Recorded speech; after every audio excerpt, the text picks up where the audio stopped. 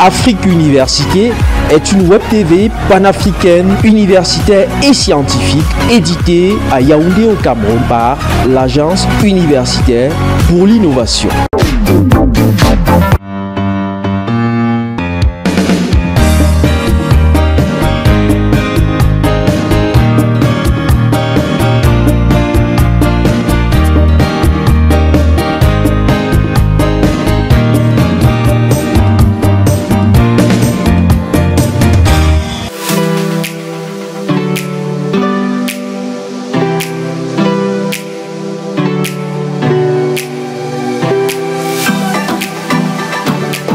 Bonjour, pour cette autre édition de Questions pour un chercheur, nous allons à Ngaoundéré dans la Damawa au Cameroun.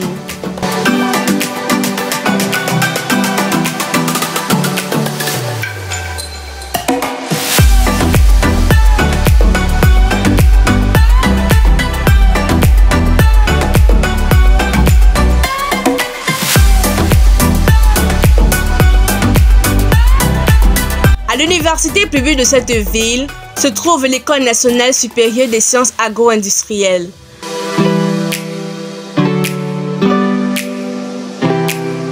Là-bas, entre autres activités, des chercheurs mènent des travaux sur les usages thérapeutiques et alimentaires des plantes tropicales.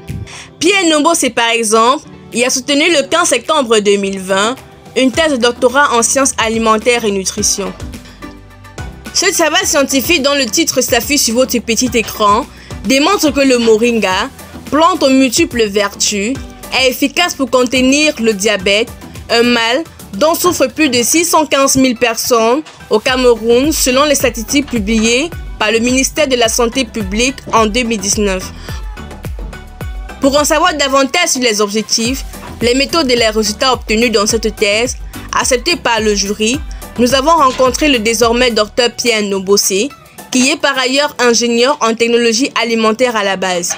Question pour un chercheur, question pour le Dr Pierre Nombosé. Ce travail était intitulé Nano-encapsulation de l'extrait antioxydant des feuilles pré-traitées de Moringa oleifera. Et Moringa oleifera, c'est une plante très courue, très utilisée dans le domaine de la nutrition pour ses propriétés nutritionnelles et pour ses propriétés nutraceutiques attribuées aux antioxydants. Et cette thématique visait donc à exploiter le potentiel de ces antioxydants pour résoudre un problème de santé publique qu'est le diabète.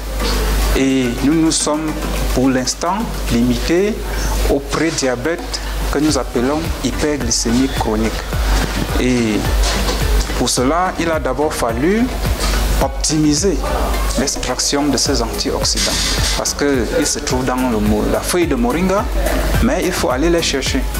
Donc, pour une première étape, nous avons optimisé les conditions d'extraction pour avoir un extrait riche en antioxydants que nous avons ensuite utilisé pour formuler un produit nutraceutique. Comme je vous l'ai dit, c'est nutrition et pharmaceutique. Un produit ayant des propriétés nutritionnelles et des propriétés bénéfiques pour la santé. Et ce produit a donc été appliqué pour gérer le problème de l'hyperglycémie chez le rat.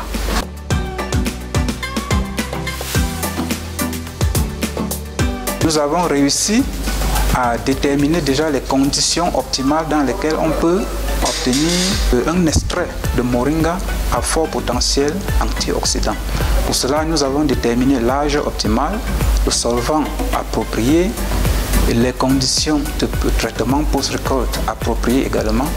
Et à l'issue de cela, nous avons également déterminé les conditions d'extraction, standardiser les conditions d'extraction de ces antioxydants avant de procéder à l'encapsulation par nanotechnologie et aux tests contre l'hyperglycémie qui nous a donné de très bons résultats probables avec une amélioration de la tolérance au glucose de l'ordre de 44%. Un nouveau protocole, une nouvelle technique, une technique de pointe qu'on applique aux composés déjà présents dans notre nature pour booster leur efficacité contre le diabète. Et cette technique-là, c'est la nano-encapsulation qui permet d'améliorer le potentiel anti-hyperglycémique des composés antioxydants.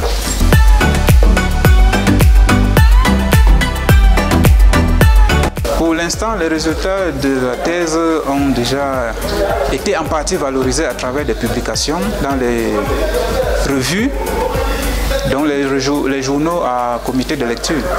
Et sur le plan social, ce résultat pourrait être également valorisé par des descentes au cours desquelles nous pourrons expliquer déjà au niveau des familles comment est-ce qu'il faut procéder pour traiter la feuille de moringa, si bien en sorte d'avoir le meilleur, d'exploiter le meilleur potentiel antioxydant qu'elle contient. Donc, ça c'est une phase de vulgarisation vraiment, puisque nous avons déterminé l'âge optimal, nous avons déterminé le meilleur traitement pour ce cas. Vous savez, jusque-là, les gens prennent les feuilles de moringa, ils sèchent au soleil et puis ils font une poudre et qu'ils vendent. Là, ils ont tué tout le potentiel. La feuille de moringa ne se sèche pas au soleil. Nous avons déterminé les conditions dans lesquelles on exploite au maximum ce potentiel antioxydant.